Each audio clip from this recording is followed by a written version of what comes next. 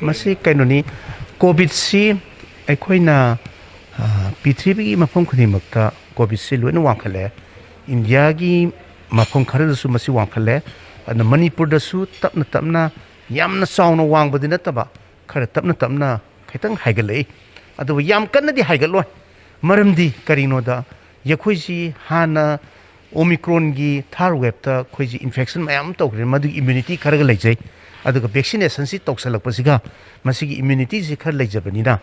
masi khoi yam kanna di haigal oi aduba khara di haigal kani na khali maramdi hoji si climate change lakpasina ngasagi leiriba virus mayam singche loina mapangan kankhalakpa kudamoina hairabada covid 19 gi virus adagi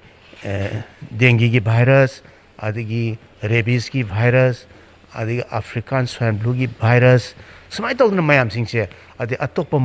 mosquito borne diseases malaria gumba moi singa se yakoi gi tapna climate change ki hana moide yam inga kanda di moji mapang kalami adu hoji sik sagalaga su moji kankhale ba kani the climate change la phusdagi climate change ai chi yakoi uwa ya thalakpa adagi koksalakpa adagi samai tawba mayam sidagi koi climate change la phudagi moi gi behavior se virus ki behavior se kaitang mapang kankhalakpa aduna yakoi Manipur da su yakoi mamang thadadi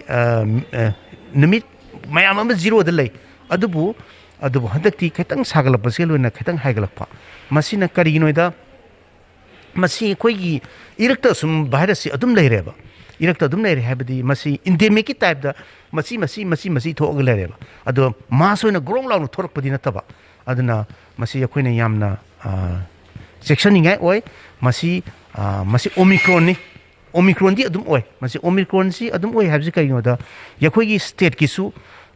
Omicron test tongnaba yakoi gi su leijare omisure na koi kit ama ya testing rapid testing kit ama ko India government na yakhoida supply to bire masina rim su su Omicron oibro oitabra koi detect tongna pos leijare ba aduna masi test ong Omicron si adum oi aduna Omicron si mane variant si matang lakpani na masi koi gi variant si hek nori masi yakoi gi transmission si am hengkatpa ad severity ki matang ji hoji bawgi oinadi severity si yam oibanate mandi upper respiratory tract habadi lungs ki mathak to oine infection tawi aduga nan wai delta variant oringai dadi masi lungs te attack taweba hoji lungs te attack tawte koi gi upper respiratory infection oina koi gi lungs ki mathak to oine attack tawi adubu ai khoina sesanga dabadi masa phataba koi diabetes to bugumba liver na bugumba bp wang bugumba adagi masagi atopa anaba makan heart ki disease leba stroke leba masing mam sidadi moini severe dum obiya aduna khoina aina haijaningi se masina masagi anaba lergasu masi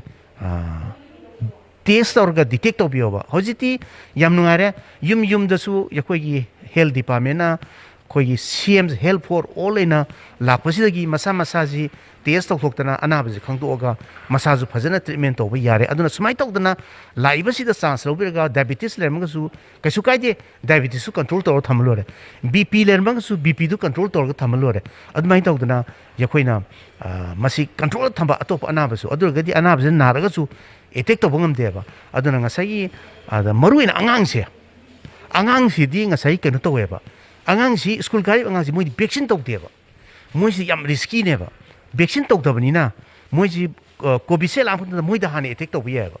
adu anjing da ayam vaccine tawramina moi de kharabu save oeba angangsi dadi adu angang da tawraga di moi da yam jathi bam leba multi system infection syndrome ina amaleba ko moi da angangsi da tawraga di angang pura mak tawbudi nate masina tawraga di magi angangsi gi massage da whole system se koina loin effect orga masi any system kidney heart lungs nervous system blood nung loina me effect obiya multi system se aduna angang si yam danger ni anda angang sing si school ka ba si da hoji matam si da marks odum loi open bi ba adagi school gi waja sing ju marks pi ba adagi yakhoi gi ladiba staff atai subordinate staff sogida sweeper nung basu marks opi ba hygiene phajana thambi ba sanitation tawba hand washing thambi ba aduga distancing tawba adu hand washing and sanitation mangamdraga su masi yakoina mi amaga mang nang roi si yadidra ko adi khusi lambi du khut ha be yadamina adu khadi marabdi mark se मार्क्सिदी अखोई हाप तोप यादेबा मार्क्सिना अखोई कानदोसी ngसाई Covid सु कानरे TB संबसु कानरे अदे लोकी virus ma'am कसरे अतोपा fungus संबसु कानरे इपुन संबसु अरे अदे pollution सु कानरे समाय तोदना लेना मैम अतोपा याबा अदना कोविड नतना मसी मार्क्सी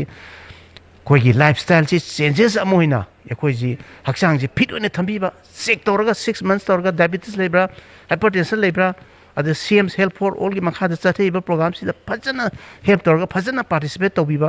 फजना चेक तोहनबीबा अदुगा ngसाई फिट ओने थंबीबा कोविड लागसु अखोइना फिट ओने थमगदी इम्यूनिटी हेंगलगदी साबा थकपा फजना नीति नियम ना साबीबा निशा साबीदबा सुरुप थपीदबा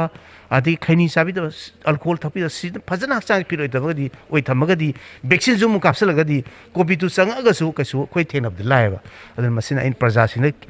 खोइगी कैनोगी मीडिया की थोंग जैसु मसे आई अमतंग प्रजासिन खंगनी अदन होजिसी कोविसी हेंगचलपसि हेंगचसनु खोइ मणिपुर खोइ ऑनरेबल चीफ मिनिस्टर की लमजिंग मखादा खोइगी मेडिकल मिनिस्टर मसामक्सु डॉक्टर नि सर सापम रंजंगी मखादसु यखोइ याम कन्न होनरी कोइ खुदिमक ऑक्सीजन प्लांट 19 लै लोइन एक्टिव ओरी oxygen liquid medical oxygen plant फजना मरी फजना फंक्शनल ओरी अदुगा मसिगी लॉजिस्टिक अवार्ड पर लेते टेस्टिंग की अवार्ड पर लेते अदगी यखोइ बेड की अवार्ड पर लेते अदुना यखोइ पुनमक्से अखोई गवर्नमेंट की साइड की कोई रेडी लोन तौरगा लेरी अदुना यखोइगिना हानगी first wave second wave third wave थेररामनिना यखोइ परासे दुम फारगा लेरी अदु प्रजादगी तौगदब थबकसे करिनदा खोइना युममक्ता लेरगासु थोंग थोना हांगतोगा वेंटिलेशन फजना तौर लेबिबा अदुगा कनागुम्बा अमा मसा हेंग ngमक्तरे हाबे मतमदा लोक खितंग थुंगे हाबे मतमदा चानिंगबा पोलक्तरे मसा पुक्टिक ए अदगी मसा सोंदरे हारगदी हेत थोपीर ओवर टेस्ट तौथोपीओबा अदुगा फजना मतम सन आइसोलेट तौरगदी मागी इमुंग मनुंग अतै लेरबे मिसिंगदो संतोरारोयबा अदुना प्रजासिंगसु ज्ञान ताबिगदबसे अदुना युमदसु अजुम आइसोलेशन तौबसे दुम याय कामदा मागी फजना लेरगा अदगी लेट्रिन बाथरूम दुम पुनबे याय कसु कायदि अदु माना संगबा लोरगा सेंगदोपीरम लोरे फिनाइलगुम्बा अदि लाइसोलगुम्बना खरा चांथोपीरम तैथोपीरम अतोपसु दुम संग मिनिट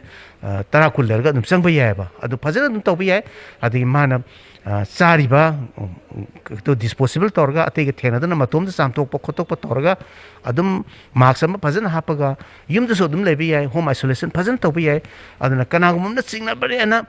युमदा सुम लेसंबिगनु थोलगा टेस्ट तौथोगा मागी इमुंग मनुंगदुदा आंगांग नबी अहल मनसे नादनबा लेकाइसु नादनबा अदुम थोपिरो यखोइ टेस्टिंग फैसिलिटीज लोइना दु मतिक सान लेरी हानगी लेबा इम्फाल ईस्ट सर्कल एकेडमी दा हांगगा लेरी अदगी इम्फाल वेस्ट दा खोइगी एयरपोर्ट दा हांगगा लेरी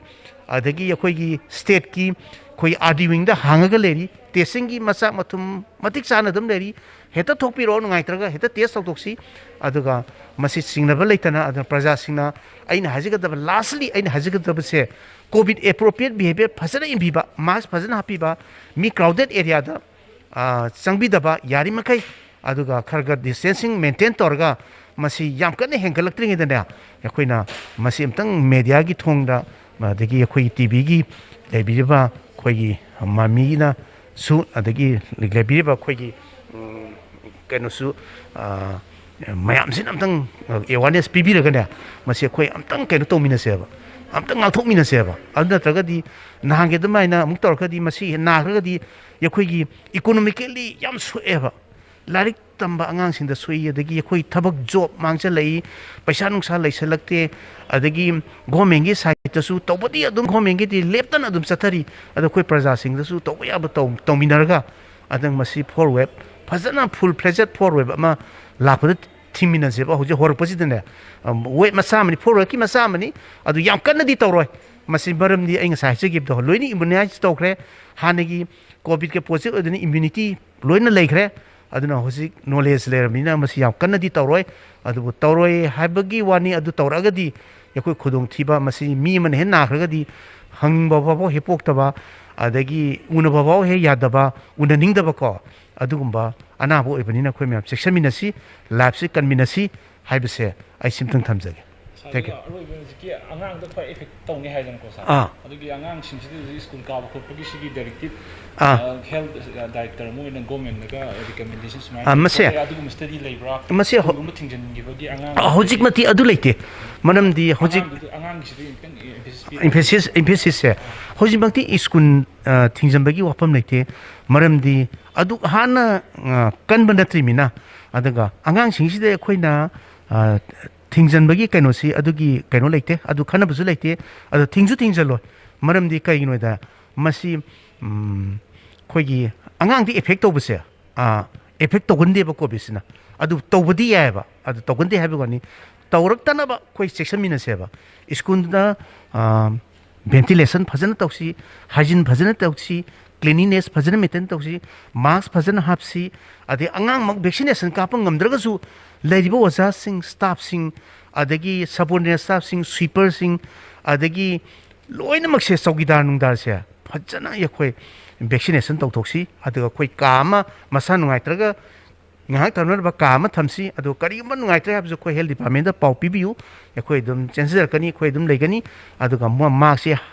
ꯍꯥꯞꯇ꯭ꯔꯒꯗꯤ ꯑꯩꯈꯣꯏꯁꯤ ꯃꯌꯦꯛꯁꯤ ꯆꯪꯉꯛꯄ ꯌꯥꯏꯑꯕ ꯑꯗꯨꯅ ꯑꯩꯅ ꯍꯥꯏꯖꯅꯤꯡꯕꯁꯦ ꯐꯖꯅ ꯃꯁꯤꯒꯤ ꯐꯣꯂꯣꯁꯤ ꯏꯜꯂꯒꯗꯤꯅꯦ ꯃꯁꯤ ꯐꯣꯂꯣ ꯇꯧꯕꯤꯔꯒꯗꯤꯕ ꯀꯩꯁꯨ ꯇꯧꯔꯣꯏ ꯑꯗꯣ ꯁ꯭ꯀꯨꯜꯁꯨ ꯊꯤꯡꯁꯨ ꯊꯤꯡꯈꯤꯔꯣꯏ ꯃꯔꯝꯗꯤ ꯍꯧꯖꯤꯛ ꯑꯉꯥꯡꯗꯤ ꯑꯦꯐꯦꯛ ꯇꯧꯗ꯭ꯔꯤꯑꯕ ꯇꯧꯗꯅꯕ ꯍꯧꯖꯤꯛꯀꯤ ꯍꯥꯏꯔꯤꯕ ꯋꯥꯐꯝꯁꯤꯡꯁꯦ ꯑꯝꯇ ꯏꯟꯕꯤꯍꯧꯁꯦꯕ ꯑꯗꯨꯅ ꯚꯥꯟꯃꯛꯇꯗ ꯆꯠꯂꯒꯁꯨ ꯑꯩꯈꯣꯏꯒꯤ ꯃꯥꯛꯁ ꯍꯥꯞꯄꯤꯕ ꯗ꯭ꯔꯥꯏꯚꯔꯗꯨꯁꯨ ꯚꯦꯛꯁꯤꯅꯦꯁꯟ ꯇꯧꯊꯣꯛꯄꯤꯔꯣ ꯑꯉꯥꯡꯁꯤꯁꯨ ꯃꯥꯛꯁ ꯍꯥꯞꯄꯟꯕꯤꯕ ꯑꯗꯒꯤ ꯃꯌꯥꯝꯁꯤ ꯍꯦꯛ ꯍꯥꯞ ꯊꯥꯔꯛꯄ ꯀꯩꯅꯣ ꯇꯧꯔꯛꯄꯗ ꯃꯌꯥꯝ ꯌꯧ ꯄꯨꯟꯁꯤꯟꯗꯅ ꯃꯃꯥꯏꯒꯤ ꯂꯣꯏ ꯉꯥꯛꯇ ꯑꯆꯥꯄꯣꯠ ꯄꯤꯖꯗꯕ ꯈꯤꯇꯪ ꯂꯥꯞꯊꯣꯛꯂꯒ ꯑꯗꯒꯤ ꯈꯔ ꯚꯦꯟꯇꯤꯂꯦꯇꯔ ꯑꯣꯏꯕ ꯖꯒꯥꯗ ꯃꯣꯏ ꯄꯤꯖ ꯄꯤꯊꯛꯄ ꯑꯗꯨꯝ ꯇꯧꯕ ꯌꯥꯏ ꯃꯁꯤ ꯑꯃꯇꯪ ꯐꯣꯂꯣ ꯇꯧꯔꯒꯗꯤ ꯑꯗꯨꯅ ꯀꯩꯁꯨ ꯇꯧꯔꯣꯏꯗ ꯀꯩꯁꯨ ꯇꯧꯔꯣꯏ ꯃꯜꯇꯤ ꯂꯦꯚꯦꯜꯗ ꯑꯉꯥꯡꯗ ꯁꯣꯛꯑꯦꯅ ꯉꯁꯥꯏꯒꯤ ꯑꯉꯥꯡꯁꯤꯗ ꯇꯧꯈ꯭ꯔꯒꯗꯤꯀꯣ ꯑꯦꯛꯁꯟ ꯁꯤꯟꯗ꯭ꯔꯣꯝ ꯍꯥꯏꯅ ꯑꯃ ꯂꯩꯌꯦꯕ ꯃꯁꯤꯁꯤꯅ ꯀꯣꯚꯤꯗꯁꯤꯅ ꯆꯪꯈ꯭ꯔꯒꯗꯤꯀꯣ ꯑꯉꯥꯡ ꯈꯨꯗꯤꯡꯃꯛ ꯇꯧꯕ ꯅꯠꯇꯦ ꯑꯉꯥꯡꯒꯤ ꯏꯝꯃ꯭ꯌꯨꯅꯤꯇꯤ ꯈꯔ ꯋꯥꯠꯄꯗꯣ ꯏꯝꯃ꯭ꯌꯨꯅꯤꯇꯤ ꯋꯥꯠꯄꯁꯦ ꯑꯗꯨꯅ ꯑꯉꯥꯡꯁꯤꯡꯁꯨ ꯑꯩꯈꯣꯏꯒꯤ ꯐꯖꯅ ꯃꯥꯒꯤ ꯆꯥꯕ ꯊꯛꯄꯁꯤ ꯐꯖꯅ ꯃꯥꯗꯤ ꯆꯥꯕ ꯊꯛꯄ ꯐꯖꯅꯁꯨ ꯑꯗꯨꯝ ꯃꯃꯥ ꯃꯄꯥꯅ ꯄꯤꯖꯕꯤꯔꯝꯃꯤꯀꯣ ꯑꯗꯩꯗ ꯉꯁꯥꯏꯒꯤ ꯃꯥꯒꯤ ꯖꯪ ꯑꯣꯏꯕ ꯐꯨꯗꯁꯤꯡꯁꯦ ꯉꯁꯥꯏꯒꯤ ꯃꯥꯔꯀꯦꯠꯇ ꯐꯪꯕ ꯑꯗꯒꯤ ꯄ꯭ꯔꯤꯄꯤꯌꯔ ꯇꯧꯔꯒ ꯇꯧꯕ ꯉꯁꯥꯏꯒꯤ ꯂꯩꯗꯅꯀꯣ ꯄꯦꯀꯦꯠꯇ ꯌꯣꯟꯕ ꯄꯣꯠꯁꯤꯃ ꯄꯤꯖꯕꯤꯔꯅꯨ ꯃꯁꯤ ꯏꯝꯃ꯭ꯌꯨꯅꯤꯇꯤ ꯗꯥꯎꯟ ꯆꯠꯍꯜꯂꯤ ꯑꯗꯒꯤ ꯐ꯭ꯔꯦꯁ ꯑꯣꯏꯕ ꯄꯣꯠ ꯑꯗꯒꯤ ꯃꯪꯒ꯭ꯔꯥ ꯐꯨꯠꯂꯒ ꯄꯤꯖꯕ ꯌꯥꯏ ꯑꯗꯒꯤ ꯏꯁꯤꯡ ꯂꯨꯝꯊꯣꯛꯑꯒ ꯀꯩꯅꯣ ꯇꯧꯕꯤꯕ ꯌꯥꯏ ꯄꯨꯍꯟꯕꯤꯕ ꯌꯥꯏ ꯑꯗꯒꯤ ꯉꯁꯥꯏꯒꯤ ꯐ꯭ꯔꯦꯁ ꯑꯣꯏꯕ ꯄꯣꯠꯁꯤꯡꯁꯦ ꯃꯣꯏꯗ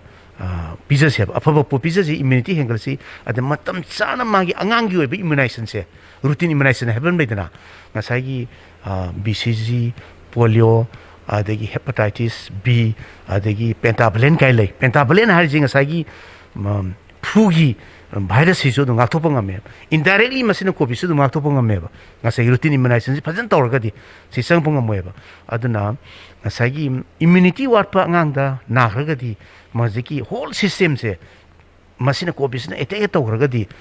ꯁꯨꯃꯥꯏꯅ ꯏꯝꯃ꯭ꯌꯨꯅꯤꯇꯤ ꯋꯥꯠꯄ ꯐꯖꯅ ꯏꯝꯃ꯭ꯌꯨꯅꯥꯏꯖ ꯇꯧꯗꯕ ꯃꯁꯥ ꯁꯣꯟꯕ ꯑꯉꯥꯡꯗ ꯅꯥꯈ꯭ꯔꯒꯗꯤ ꯍꯥꯏꯕ ꯋꯥꯅꯤ ꯄꯥꯛ ꯅꯥꯕ ꯅꯠꯇꯦ ꯑꯗꯨꯅ ꯉꯁꯥꯏꯒꯤ ꯃꯜꯇꯤ ꯁꯤꯁꯇꯦꯃꯤꯛ ꯏꯟꯐꯦꯛꯁꯟ ꯁꯤꯟꯗ꯭ꯔꯣꯝ ꯍꯥꯏꯅ ꯑꯃ ꯂꯩꯌꯦꯕ ꯃꯁꯤ ꯍꯣꯜ ꯁꯤꯁꯇꯦꯝꯁꯤ ꯅꯥꯍꯟꯕ ꯀꯤꯗꯅꯤ ꯁꯣꯛꯄ ꯌꯥꯏ ꯂꯤꯚꯔ ꯁꯣꯛꯄ ꯌꯥꯏ ꯏ ꯁꯣꯛꯄ ꯌꯥꯏ ꯕ꯭ꯂꯗ ꯀꯦꯟꯁꯔ ꯂꯥꯛꯄ ꯌꯥꯏ ꯑꯗꯒꯤ ꯅꯥꯔꯚꯁ ꯁꯤꯁꯇꯦꯝ ꯁꯣꯛꯂꯛꯄ ꯌꯥꯏ ꯍꯥꯔꯠ ꯁꯣꯛꯂꯛꯄ ꯌꯥꯏ ꯁꯨꯃꯥꯏꯅ ꯇꯧꯗꯅ ꯇꯧꯕ ꯑꯃ ꯂꯩꯌꯦꯕ ꯀꯣꯚꯤꯗꯇ ꯖꯥꯊꯤꯕ ꯑꯃ ꯃꯁꯤ ꯀꯣꯚꯤꯗꯅ ꯏꯆꯝ ꯆꯝꯕ ꯀꯣꯚꯤꯗꯁꯤꯅ ꯅꯥꯈ꯭ꯔꯒꯗꯤ ꯑꯉꯥꯡꯗ ꯑꯗꯨꯃꯥꯏꯅ ꯇꯧꯕ ꯌꯥꯏ ꯍꯥꯏꯕ ꯋꯥꯅꯤ ꯃꯁꯤ ꯃꯁꯥ ꯁꯣꯟꯕ ꯑꯉꯥꯡꯗ ꯇꯧꯒꯜꯂꯤ ꯑꯗ ꯑꯉꯥꯡꯁꯤꯁꯨ ꯐꯤꯠ ꯑꯣꯏꯅꯀꯣ ꯊꯝꯕꯤꯌꯨ ꯍꯥꯏꯕ ꯋꯥꯅꯤꯗ ꯑꯗ ꯄꯪꯄꯤ ꯄꯤꯖꯕ ꯑꯗꯒꯤ ꯀꯩꯊꯦꯜꯗ ꯌꯣꯟꯕ ꯀꯔꯤ ꯃꯊꯣꯡ ꯃꯔꯝ ꯈꯪꯗꯕ ꯄꯣꯠꯁꯦ ꯄꯤꯖꯕꯤꯒꯅꯣꯕꯀꯣ ꯑꯗꯨꯅ ꯐꯖꯅ ꯑꯉꯥꯡꯗꯣ ꯐꯖꯅ ꯃꯥꯒꯤ ꯄꯤꯖꯐꯝ ꯊꯣꯛꯄ ꯚꯤꯇꯥꯃꯤꯟ Cꯒꯨꯝꯕ ꯀꯔꯤꯒꯨꯝꯕ ꯈꯔ ꯃꯜꯇꯤꯚꯤꯇꯥꯃꯤꯟ ꯈꯔ ꯁꯨꯝ ꯄꯤꯊꯛꯑꯒ ꯐꯤꯠ ꯑꯣꯏꯅ ꯊꯝꯕꯤꯌꯨ ꯍꯥꯏꯕ ꯋꯥꯅꯤꯗ ꯑꯗꯨꯒ ꯃꯥꯛꯁꯤ ꯈꯔ ꯑꯗꯨꯝ ꯍꯥꯞꯄꯟꯕꯤꯌꯨ ꯑꯉꯥꯡꯗꯤ ꯇꯝꯕꯤꯌꯨ ꯁꯨꯝ ꯇꯝꯕꯤꯕ ꯌꯥꯅꯦꯕꯀꯣ ꯑꯗ ꯑꯉꯥꯡ ꯃꯆꯥ ꯃꯆꯥꯁꯨ ꯃꯣꯏꯗꯤ ꯂꯥꯏꯐ ꯁ꯭ꯇꯥꯏꯜꯁꯤ ꯑꯉꯥꯡꯁꯤꯁꯨ ꯈꯔ ꯆꯦꯟꯖ ꯇꯧꯗ ꯌꯥꯗꯦ ꯃꯣꯏꯁꯨ ꯃꯥꯛꯁ ꯍꯥꯞꯄꯁꯨ ꯑꯗꯨꯝ ꯌꯥꯕꯅꯤꯗ ꯃꯥꯛꯁ ꯈꯔ ꯍꯥꯞꯄꯒꯤꯀꯣ ꯑꯗ ꯅꯣꯏꯅ ꯆꯠꯄꯗꯁꯨ ꯁ꯭ꯀꯨꯜꯗꯁꯨ ꯑꯗꯨꯝ ꯍꯥꯏꯕꯤꯔꯝꯃꯣ ꯃꯌꯥꯝꯁꯨ ꯃꯥꯛꯁ ꯎꯞꯄꯤꯖꯩ ꯈꯔ ꯎꯞꯄꯤꯖꯩ ꯑꯣꯖꯥꯁꯤꯡꯁꯨ ꯑꯗꯒꯤ ꯑꯉꯥꯡꯁꯤꯡꯁꯨ ꯁꯨꯝ ꯁꯟꯗꯣꯛꯄꯤꯕꯀꯣ ꯑꯗꯒꯤ ꯃꯥꯛꯁꯀꯤ ꯅꯣꯂꯦꯖꯁꯦ ꯂꯩꯇꯦꯕ ꯑꯗꯨꯅ ꯑꯉꯥꯡꯁꯨ ꯃꯥꯛꯁ ꯎꯞꯍꯟꯒꯗꯕꯅꯦꯕ ꯑꯗꯨ ꯅꯠꯇ꯭ꯔꯒꯗꯤ ꯉꯁꯥꯏꯒꯤ ꯅꯥꯔꯒꯗꯤ ꯃꯣꯏꯗꯤ ꯚꯦꯛꯁꯤꯟꯁꯤ ꯀꯥꯞꯇꯕꯅꯤꯅ